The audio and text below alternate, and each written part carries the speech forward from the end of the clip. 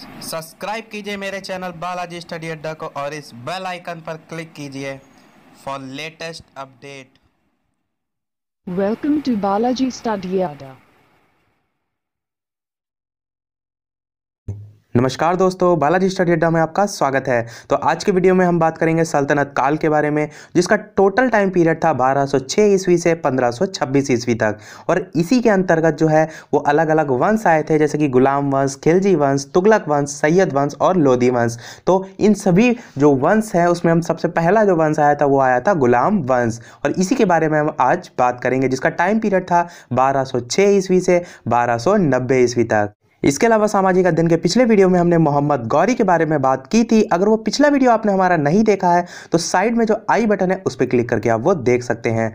इसके अलावा फ्रेंड्स, सामाजिक अध्ययन की जो कंप्लीट प्लेलिस्ट है वो आपको इसी वीडियो के डिस्क्रिप्शन लिंक में मिल जाएगी। वहाँ पर हमने सभी टॉपिक्स पर सेपरेट वीडियो जो है ऑलरेडी बना रखे हैं, या तो आप प्लेलिस्ट में जाके भी देख सकते हैं। तो चलिए बात करते हैं गुलाम वंश के बारे में। तो सबसे पहले बात करते हैं गुलाम वंश के संस्थापक की। तो गुलाम वंश की जो स्थापना है वो 1206 ईस्वी में कुतुबुद्दीन ऐबक ने की थी, और ये जो है वो गौरी का गुलाम था। इससे पहले हमने मोहम्मद गौरी के बारे में इसीलिए बात की थी ताकि आपको जो है कनेक्ट करके चीजें समझ में आए कि सारी चीजें कहां से जुड़ी हुई हैं। तो ये जो गुलाम वंश का संस्थापक था, यानी जो कुतुबुद्दीन ऐबक जो है ये गौरी का गुलाम था। अगर बात की जाए संस्थापक की तो कुतुबुद्दीन ऐबक को माना जाता है, पर अगर बात की जाए वास्तविक संस्थापक की तो इल्तुतमिश को माना जाता है। बात करें आगे तो कुतुबुद्दीन ऐबक जो है इसने अपना राज्याभिषेक यानी जो गद्दी पर बैठा था वो बैठा था 24 जून 1206 ईस्वी में, यानी इसने अपना राज्याभिषेक 24 जून 1206 ईस्वी को किया था। बात करें राजधानी की तो कुतुबुद्दीन ऐबक ने अपनी राजधानी जो है वो लाहौर में बनाई थी। और लाहौर आपको पता होना इसलिए भी जरूरी है क्योंकि जो इल्तुतमिश है उसने बाद में राजधानी चेंज कर दिया था, जो कि अभी हम आपको आगे बताएंगे। बात करें प्रमुख जो इमारतों का निर्माण हुआ था वो उससे रिलेटेड काफी बार क्वेश्चन भी जो है वो पूछे जाते हैं। वो ये कि कुतुब मीनार की जो नींव है वो कुतुबुद्दीन ऐबक ने डाली थी। दिल्ली का कुव्वत उल इस्लाम मस्जिद और अजमेर का 2.5 दिन का झोपड़ा, और कहीं कहीं इसको 2.5 दिन का झोपड़ा भी लिखा रहता है, तो नामक मस्जिद का निर्माण जो है वो कुतुबुद्दीन ऐबक ने ही कराया था। ये दोनों ही जो है वो काफी बार पूछे जाते हैं। कुव्वत उल इस्लाम से रिलेटेड कॉम्पिटिटिव लेवल में काफी बार क्वेश्चन पूछा भी गया है, तो ये आपको पता होना चाहिए। बात करें आगे तो कुतुबुद्दीन ऐबक को लाख बख्श यानी कि लाखों का दान देने वाला भी कहा जाता है। बात करें आगे तो प्राचीन नालंदा विश्वविद्यालय को ध्वस्त करने वाले ऐबक का सहायक जो है वो सेना नायक बख्तियार खिलजी था। ऐबक की मृत्यु की बात करते हैं तो कुतुबुद्दीन ऐबक की जो मृत्यु है वो 1210 ईस्वी में चौगान खेलते समय घोड़े से गिरकर हो गई थी, और उसको जो है लाहौर में ही दफनाया गया था। राजधानी भी लाहौर थी तो लाहौर में ही दफनाया गया था।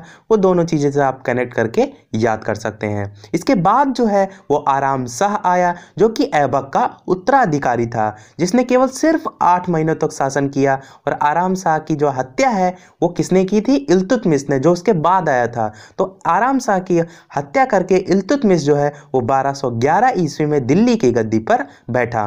मतलब मृत्यु हुई कुतुबुद्दीन ऐबक की 1210 में। 1210 से 1211 में केवल 8 महीने जो है आराम शाह ने शासन किया। फिर इल्तुतमिश जो है वो 1211 में फिर आ गया। हमको पढ़ना है 1206 ईस्वी से 1290 तक, क्योंकि पूरा गुलाम वंश हमारा इसमें ही चला था। तो अभी हम 1211 पर पहुंचे और हमें 1290 तक जाना है। तो इल्तुतमिश का शासन की बात करें तो इल्तुतमिश जो है वो तुर्किस्तान का इलबरी तुर्क था, जो ऐबक का गुलाम एवं दामाद था। यानी कि जो कुतुबुद्दीन ऐबक हमने अभी पढ़ा उसी का जो है ये इल्तुतमिश गुलाम था। और ऐबक की मृत्यु के समय जो है वो बदायूं का गवर्नर था। कौन? इल्तुतमिश। आगे बात करें तो इल्तुतमिश ने जो है लाहौर से राजधानी को स्थानांतरित करके दिल्ली लाया। मैंने आपको बताया था कि जो कुतुबुद्दीन ऐबक था उसने अपनी राजधानी जो है वो लाहौर को बनाया था, और इल्तुतमिश ने क्या किया? उस लाहौर की राजधानी जो है उसको बदल कर क्या कर दिया? दिल्ली। तो इल्तुतमिश ने लाहौर से राजधानी को स्थानांतरित करके दिल्ली बना दिया। बात करें आगे तो इल्तुतमिश पहला ऐसा शासक था जिसने 1229 में बगदाद के खलीफा से सुल्तान पद की जो है वो वैधानिक स्वीकृति प्राप्त की थी। और इल्तुतमिश का जो पूरा टाइम पीरियड था वो 1211 से 1236 था। हमने देखा 1211 में जो है वो दिल्ली की गद्दी पर बैठा था और अभी हम इसका जो शासन काल है वो 1236 तक जो है वो दिखाएंगे। बात करें आगे तो इल्तुतमिश की मृत्यु की बात करें तो इल्तुतमिश की मृत्यु अप्रैल 1236 ईस्वी में हो गई थी। तो इल्तुतमिश का पूरा टाइम पीरियड चला 1211 से 1236 तक। इल्तुतमिश के बारे में थोड़ा सा और जान लीजिए कि इल्तुतमिश के टाइम में ही जो है वो इक्ता प्रथा प्रणाली की भी शुरुआत हुई थी। इसके अलावा एक चहलगामी का गठन हुआ था जिसे तुर्के चहलगामी भी कहते हैं, जो कि 40 तुर्की सरदारों का गुट था। और जो कुतुब मीनार है उसको कंप्लीट कराने का वर्क भी जो है वो इल्तुतमिश ने ही किया था। यह कह सकते हैं जो कुतुबुद्दीन ऐबक है उसने स्टार्टिंग तो कराई थी कुतुब मीनार को बनाने की, पर जो खत्म कराने या कंप्लीट कराने का कार्य है वो इल्तुतमिश ने ही किया था। और एक और चीज आपको एक्स्ट्रा पता होनी चाहिए कि जो टंका यानी चांदी का जो टंका से जीतल या तांबे के सिक्के भी कहते हैं उसको भी जो है वो इल्तुतमिश ने ही चलाया था। तो ये सारी बातें हो गई इल्तुतमिश के बारे में। अब बात करते हैं इसके बाद। तो इल्तुतमिश के बाद उसका पुत्र जो है वो रुकनुद्दीन फिरोज गद्दी पर बैठा। वह एक अयोग्य शासक था, इसीलिए इसके बारे में जानने को नहीं मिलता है। जो केवल मेन है उन्हीं को हम याद रखेंगे। तुर्की अमीरों ने रुकनुद्दीन को हटाकर जो है वो रजिया को सिंहासन पर बैठा दिया। रजिया जो है यानी रजिया बेगम जो है उनका जो शासनकाल है उससे भी रिलेटेड क्वेश्चन बनते हैं, तो उसके बारे में जानते हैं। तो आगे बात करें तो इस प्रकार रजिया बेगम प्रथम मुस्लिम महिला थी जिसने शासन की बागडोर संभाली। और रजिया ने जो है रजिया से रिलेटेड इंपॉर्टेंट पॉइंट ये कि उसने जो है वो पर्दा प्रथा को त्याग कर तथा पुरुष की तरह चोंगा या कांबा एवं कुल्हा टोपी पहनकर जो है वो राज दरबार में खुले मुंह से जाने लगी थी। तो इसके बारे में ये काफी फेमस था कि इसने जो है जैसे पहले होता था महिलाएं चेहरा ढककर और जो सारे वर्क होते थे उनमें शामिल होती थी, पर इसने जो है प्रथम बार जो है पर्दा प्रथा को त्याग कर और पुरुष जैसे पुरुष होते हैं चोंगा जो कि जिसे काबा कहते हैं और कुल्हा जिसे टोपी कहते हैं वो पहनकर जो है वो राज दरबार में खुले मुंह से जाने लगी थी। और जो इसके ऊपर अभी शासक आया था रुकनुद्दीन फिरोज, इसका जो है टाइम पीरियड कहीं देखने को नहीं मिलता है क्योंकि ये सब अयोग्य शासक थे, तो इनको जो है ना पूछा जाता है ना इनका कोई एक ऐसा प्रमाण मिलता है। बात करते हैं रजिया सुल्तान के बारे में आगे। तो रजिया ने मलिक जमालुद्दीन याकूत को जो है वो अमीर ए अखर यानी कि घोड़े का सरदार नियुक्त किया था। और गैर तुर्की को सामंत बनाने के रजिया के प्रयासों से जो तुर्की अमीर थे वो विरुद्ध हो गए थे रजिया सुल्तान के, और उसे बंदी बनाकर जो है वो दिल्ली की गद्दी पर मुइजुद्दीन बैराम शाह को जो है वो बैठा दिया था। बात करें रजिया सुल्तान के बारे में थोड़ा सा और, तो रजिया सुल्तान की जो शादी है वो अल्तुनिया के साथ हुई थी। और इससे शादी करने के बाद जो रजिया है उसने पुनः जो है वो गद्दी प्राप्त करने का प्रयास किया था। क्योंकि उसकी गद्दी जो है अभी हमने ऊपर बताया कि छिन गई थी और उसकी गद्दी पर बैठ गया था मुइजुद्दीन बैराम शाह। तो उसने पुनः जो है वो गद्दी प्राप्त करने का प्रयास किया लेकिन वह असफल रही। तो यानी कि इसका शासन जो है यही अंत हो गया। तो बात करते हैं इसकी मृत्यु की। तो रजिया की हत्या जो है वो 13 अक्टूबर 1240 ईस्वी को डाकुओं के द्वारा जो है वो कैथल के पास कर दी गई थी। तो यहाँ पर जो है वो रजिया बेगम सुल्तान का जो है वो टाइम पीरियड खत्म होता है। और तो यहाँ टोटल कितना चला, हमने देखा था 1236 में बैठी थी और 1240 में जो है वो मर गई। कहीं कहीं इसको जो है टाइम 1246 भी लिख देते हैं। थोड़ा सा अलग अलग किताबों का अलग अलग मत है। तो इसके अनुसार जो है वो 1236 से 1240 तक जो है वो रजिया बेगम सुल्तान का टाइम पीरियड चला। बात करें आगे तो बैराम शाह को बंदी बनाकर जो है उसकी हत्या मई 1242 ईस्वी में कर दी गई। और बैराम शाह कौन, जो अभी रजिया सुल्तान की जगह बैठा था जिसका नाम था मुइजुद्दीन बैराम शाह, तो उसको बंदी बनाकर उसकी हत्या कर दी गई। और कब हत्या हुई, 1242 में। अब बात करते हैं इसके बाद कौन आया। तो बैराम शाह के बाद जो है वो दिल्ली का सुल्तान अलाउद्दीन मसूद शाह आया, जो कि 1242 ईस्वी में जो है वो शासक बना।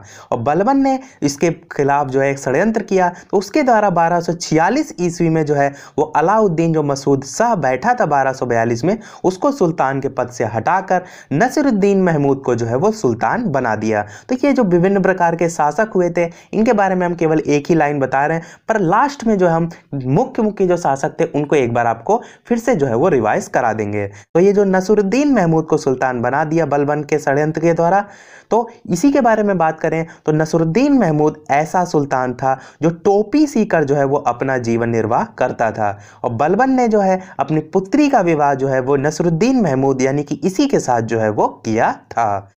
अभी हमने जाना कि जो बलबन है उसने षड्यंत्र के द्वारा जो है वो अलाउद्दीन मसूद शाह को जो है वो पद से हटवाकर नसरुद्दीन महमूद को जो है वो सुल्तान बना दिया, और नसरुद्दीन महमूद के साथ ही जो है बलबन ने अपनी पुत्री का जो है विवाह भी कर दिया। तो इसके बाद क्या हुआ, जब नसरुद्दीन महमूद जो है वो हट गया, उसके बाद जो है वो बलबन उसके स्थान पर जो है वो शासक बना। तो अब हम बात करेंगे बलबन के बारे में, और बलबन से रिलेटेड जो है काफ़ी क्वेश्चंस जो है वो कॉम्पिटिटिव लेवल में पूछे भी जाते हैं, क्योंकि इसके टाइम में काफ़ी जो है वो वर्क ऐसे हुए थे, बहुत से कवि इससे रिलेटेड प्रसिद्ध थे और उसको उपाधि भी मिली थी। तो ये सारी चीज़ें जो है हम बात करेंगे। तो चलिए देखते हैं। तो सबसे पहले बात करते हैं बलबन का वास्तविक नाम जो है वो बहाउद्दीन था, और वो जो है यानी कि जो बलबन है वो इल्तुतमिश का गुलाम था। बात करें आगे तो तुर्कान ए चिहलगानी का जो विनाश है वो बलबन ने ही किया था। और बात करें बलबन के राज्याभिषेक की, तो बलबन जो है वो 1266 ईस्वी में गयासुद्दीन बलबन के नाम से जो है वो दिल्ली की गद्दी पर बैठा था, और यह मंगोलों के आक्रमण से दिल्ली की रक्षा करने में जो है वो सफल रहा था। और ये देखिए 1266 ईस्वी में बैठा था। और बात करें बलबन के टाइम पीरियड की, तो 1266 यानी कि 1266 से लेकर 1287 यानी कि 1287 ईस्वी तक जो है इसका शासन चला था। और बाद के 3 साल यानी हमने आपको बताया था गुलाम वंश जो है वो 1206 से 1290 ईस्वी तक जो है वो चला था, और जो बलबन का टाइम पीरियड था वो 1287 तक था। तो 88, 89, 90 जो 3 साल हैं उसमें जो है वो छोटे मोटे राजा महाराजा आते हैं, उनका नाम जो है ज़्यादा देखने को नहीं मिलता है, पर हम केवल अंतिम शासक को जो है वो याद रखेंगे, तो वो हम आगे बात करेंगे। बात करते हैं बलबन के बारे में आगे, तो राज दरबार में सिजदा एवं पैबोस प्रथा की शुरुआत जो है वो बलबन ने ही की थी। ये दोनों ही प्रथा काफ़ी फेमस हैं, क्योंकि काफ़ी बार जो है ये पूछी भी गई हैं। बात करते हैं आगे, तो बलबन ने फारसी रीति रिवाज पर आधारित नवरोज उत्सव को भी प्रारंभ करवाया था, और अपने विरोधियों के प्रति बलबन ने कठोर लौह एवं रक्त की नीति का पालन भी किया था। इसको एक उपाधि भी मिली थी जो कि नसरुद्दीन महमूद ने दी थी। तो नसरुद्दीन महमूद ने जो है वो बलबन को उलूक खां की उपाधि प्रदान की थी। और बलबन के दरबार में प्रसिद्ध कवि भी रहते थे। उनकी बात करें तो बलबन के दरबार में फारसी के प्रसिद्ध कवि अमीर खुसरो एवं अमीर हसन रहते थे, जिसमें से जो अमीर खुसरो है ये काफ़ी फेमस है और काफ़ी बार जो है वो क्वेश्चन इससे पूछा भी जाता है। और इसमें से जो अमीर खुसरो है उससे रिलेटेड काफ़ी बार क्वेश्चन पूछा भी जाता है। क्वेश्चन का जो स्वरूप है कुछ इस प्रकार भी हो सकता है कि सल्तनत काल के किस वंश में जो है वो अमीर खुसरो जो है वो थे, गुलाम, खिलजी, तुगलक, सैयद, इस टाइप से जो है आपको ऑप्शन में मिल सकते हैं। या तो गुलाम वंश में किस शासक के शासनकाल में प्रसिद्ध कवि अमीर खुसरो रहते थे, तो उसमें जो है अलग अलग ऑप्शंस हो सकते हैं। तो ये आपको पता होना चाहिए। तो ये जो है जो भी इंपॉर्टेंट चीज़ें थी बलबन से रिलेटेड वो हो गई। तो ये सारी चीज़ें रिलेटेड हो गई बलबन से। अब हम बात करते हैं अंतिम शासक की। तो गुलाम वंश का अंतिम शासक जो है वो शमसुद्दीन क्यूमर्स था। कहीं कहीं इसका नाम जो है वो कैकुबाद भी देखने को मिलता है, तो वो अलग अलग बुक्स में है, पर मोस्टली जो है वो जो माना गया है वो शमसुद्दीन क्यूमर्स को जो है वो अंतिम शासक गुलाम वंश का माना गया है। तो इस प्रकार जो है हमारा टोटल 1206 से 1290 ईस्वी तक जो है वो गुलाम वंश चला था। और मैंने वीडियो के स्टार्टिंग में बताया भी था कि वीडियो के अंत में मैं आपको एक रिवाइज के तौर पे बताऊंगा। पूरे गुलाम वंश में जो भी हमने जो है सारे शासक पढ़े उनमें से मोस्टली जो है 4 शासकों से क्वेश्चन बनते हैं। कौन कौन से? पहला है कुतुबुद्दीन ऐबक, दूसरा है इल्तुतमिश, तीसरा है रजिया बेगम और चौथा है बलबन। तो इन चारों के बारे में आप जो भी इससे रिलेटेड है वो सारी चीज़ें याद रखिए, और बाकी जो बचे शासक हैं मोस्टली जो है उनसे क्वेश्चन नहीं बनते हैं। मैं आपको पूरा गुलाम वंश बता रहा था, इसलिए जो है मैंने आपको सभी जो शासक जो आए थे वो सारे बता दिए। तो इसी के साथ हमारे वंश जो है वो कंप्लीट होता है और हमारा वीडियो भी समाप्त होता है। तो अगर हमारा प्रयास आपको पसंद आए तो प्लीज़ इस वीडियो को लाइक कीजिए, शेयर कीजिए और हमारे चैनल को सब्सक्राइब कीजिए। और सब्सक्राइब के बगल में जो नोटिफिकेशन बेल है उसे जरूर ऑन कीजिए, जिससे कि आपका कोई भी वीडियो मिस ना हो। तो इसके अलावा फ्रेंड्स, अगर आपका कोई कमेंट, कोई सुझाव, कोई क्वेरी, कोई क्वेश्चन है तो आप उसे कमेंट सेक्शन में लिख के पूछ सकते हैं। मैं उसे कमेंट या अगले वीडियो में कवर करूंगा। तो फ्रेंड्स मिलते हैं अगले वीडियो में, तब तक के लिए नमस्कार। Thank you for watching.